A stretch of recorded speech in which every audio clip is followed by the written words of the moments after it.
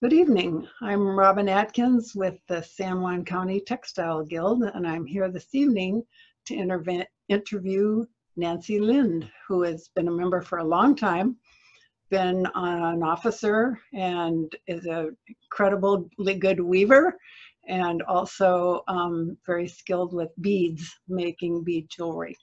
So Nancy is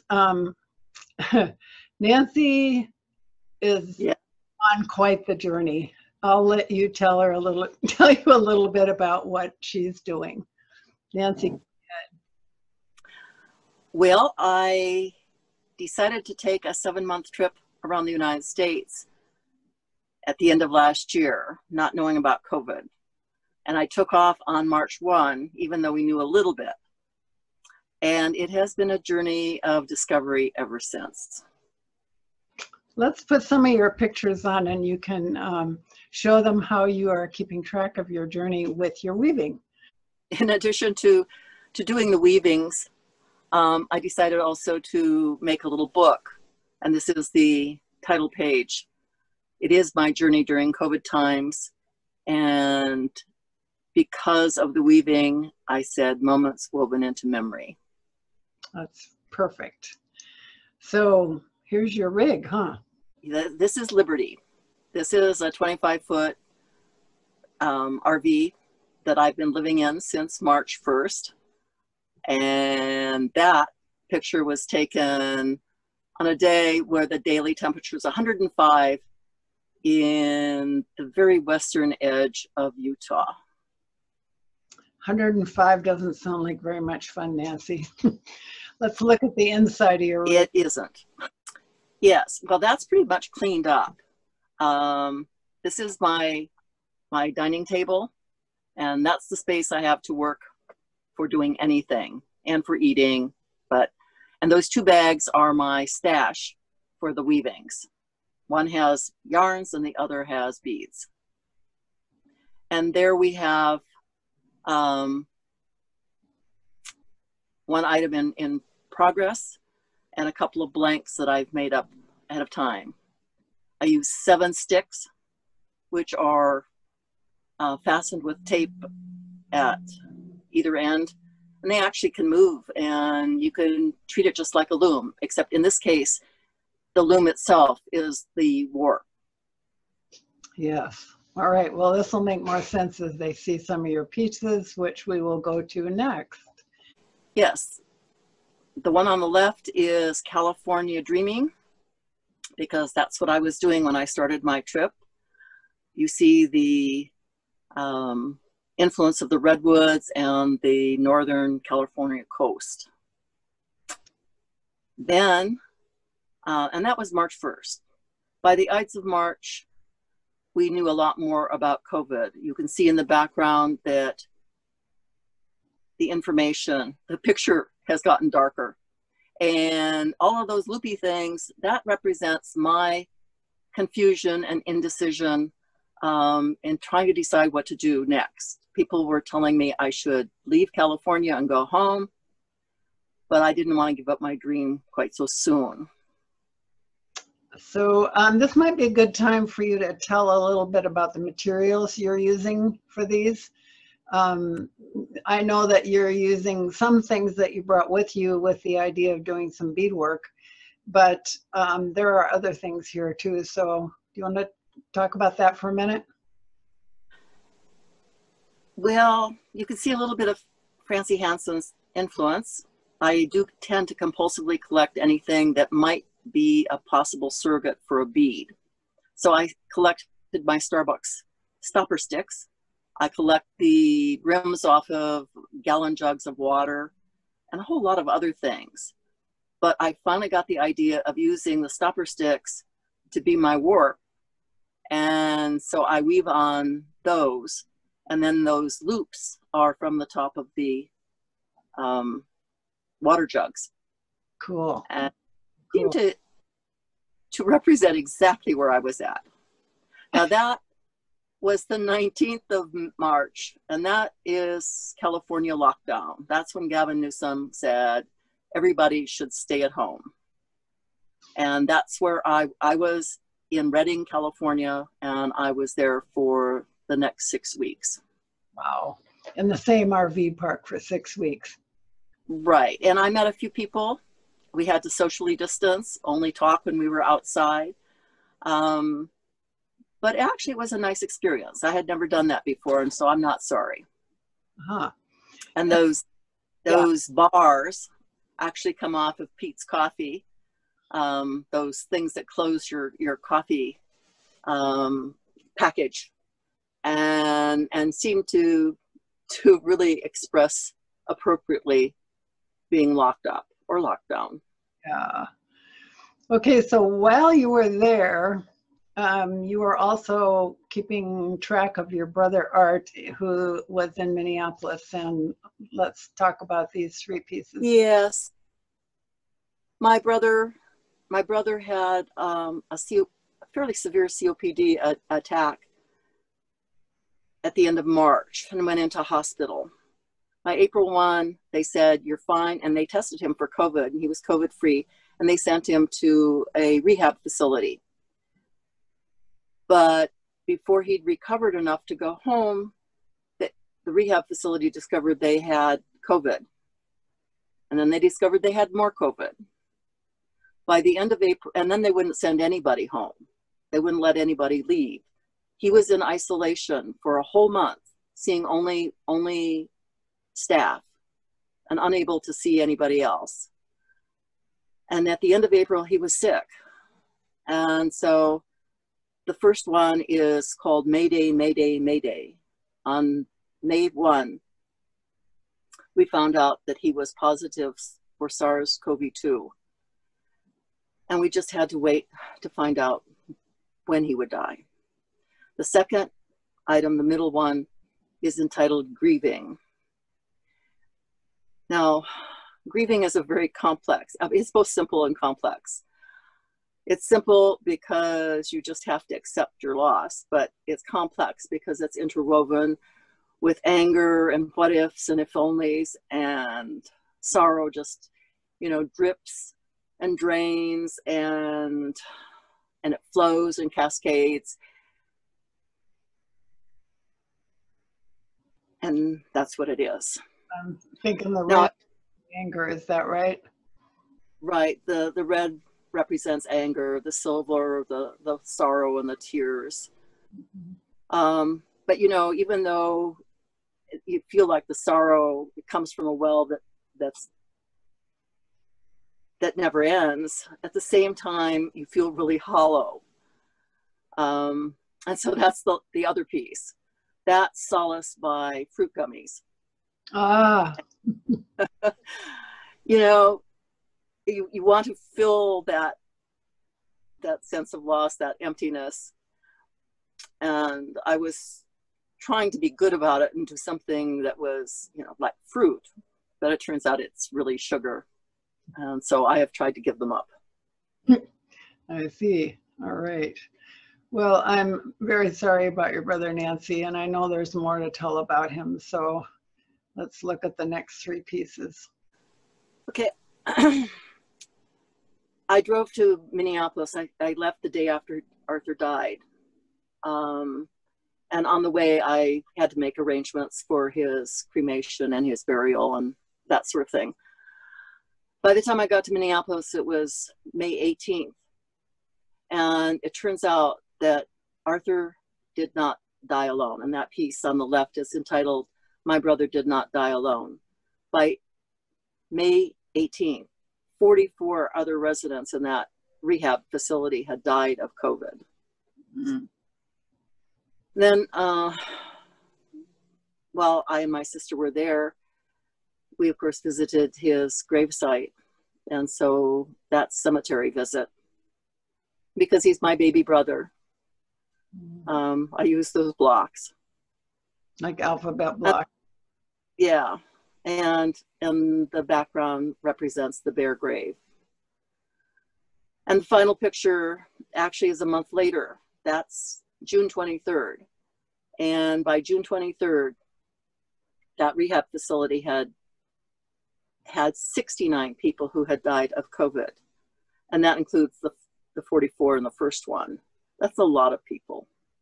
And it's hard to encompass that many deaths. Yeah, yeah. Oh my goodness. It's oh.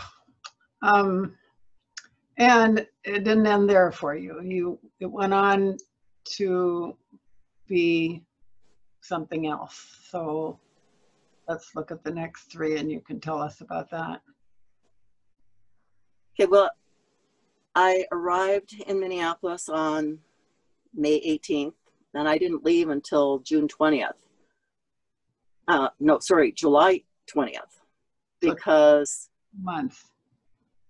My friend of 66 years got cancer. So the first one is Minnesota lockdown. In many ways, I was parked in her driveway, and I was, it was a pretty monotonous existence being locked down. We could only visit in open air situations. But before the end of May, she discovered she had a lump in her breast, and turned out it was cancer. And she asked me to stay for her lumpectomy, but in fact, it was an aggressive tumor. And so they decided to do chemo. So the third one is her chemo, and she's still undergoing chemo. I was there until yes, where your pointer is, just the day before she started her second chemo treatment. I stayed with her for the first 3 weeks of that chemo treatment. So yes, there is a sort of poison green at the bottom of each of those, which is the chemo. And then the sort of pukey green is for the nausea. And then all of the little beads are for all the pills you take to counteract all of that. And then the sort of purple dark is for the fatigue that you experience. And I would not have been aware of all of this quite the way I was unless I'd spent the time with her. Well, she's lucky. But she is doing well. She's doing well now. She's really lucky that you were there at that time and could be with her. I know she lives alone, and to go through all that by yourself would be hard. It is. But so we managed to get it arranged. Okay, well. Went on and started back home, right? Headed back to Washington. What? In July, then you started on your I am. and intending to come back to Washington, right? That's correct. But it turns out on my way to Minnesota on May 9th, I was just 50 miles east of Elko, Nevada, when I blew a tire. I have dualies on the back, and one of the inside dualies burst, and it, among other things, ripped through my water line. And then I had to be towed back to Elko, where there was a Chevy dealer. And that was a Saturday night. So I was parked in the Chevy dealership until Monday morning without water. And it turns out my black water tank had actually been filled.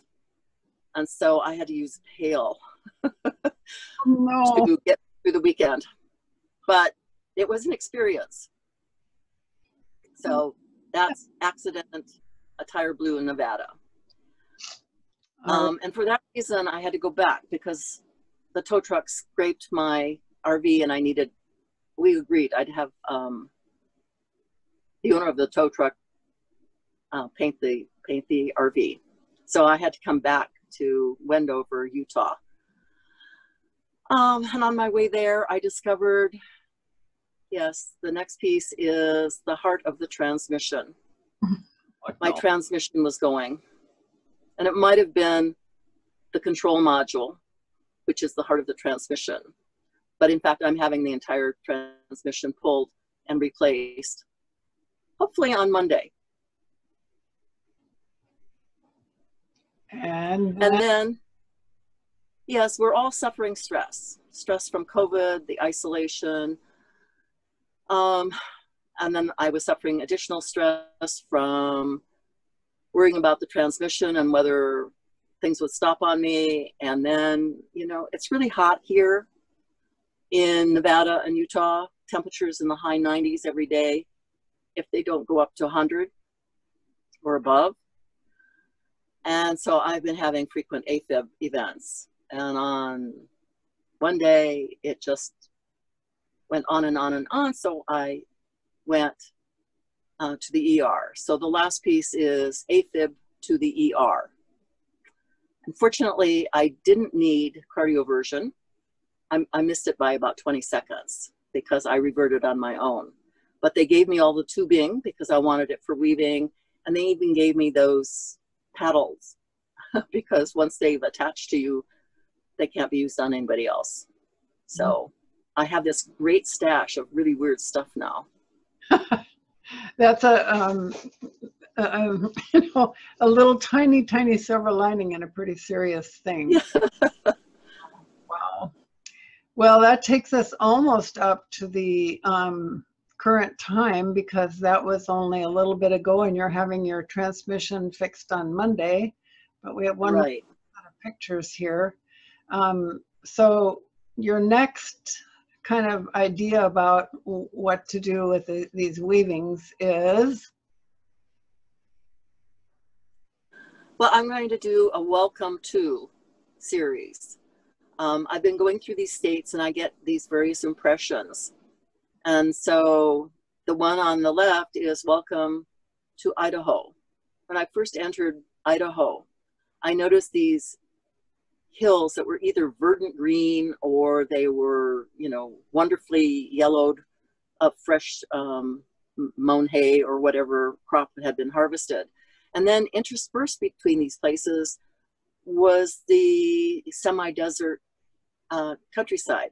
And the difference between those is the amount of water. So across the green and the yellow, I have strands of water. So that's my welcome to Idaho. And I have a welcome to Minnesota in mind, as well as Nevada and other places. So I'm going to work on those. And then the final piece, of course, is my COVID times. It's just the kind of introduction to the whole series, COVID times. During times. Yeah. Well, those are really interesting, Nancy. I'm going to stop sharing this screen and we'll look at each other for a while. You want to talk a little bit about, it's been quite a journey. You've really gone through a lot and had a lot of stressors, your brother, your friend, car trouble, I mean, RV trouble, heart trouble, God, you know. What's your hope now for the rest of your trip? Well, I hope it's going to be less stressful. I hope it's going to be safe. But you know, I really like adventuring in my RV. So despite all of this, I mean, I'm learning what people who live in RVs have to contend with. I am discovering that there are some really great people out there who want to help, and so I try not to feel too sorry for myself, but I do have problems time to time dealing with all of these unexpected things. And that. So I'm going to just head home at a fairly leisurely pace as soon as I've got a good transmission. And hopefully we'll be back by the end of the month. Well, we miss you here, and we'll be very happy to have you back and back safe. Oh, thank you. You know, it's really what the Guild has been doing and what you've been telling me about the Guild that got me going on these weavings, and for that I am extremely grateful. This has been just a really fun thing for me to do, and it wouldn't have happened if it hadn't been for you and for the Textile Guild and what you've been doing in the weaving in pandemia. Yeah, that's been really good for me too. Okay, well then I guess we'll stop for now, but just looking forward to seeing you back home. Thanks. Looking forward to seeing everybody back home, for sure. Bye. Bye-bye.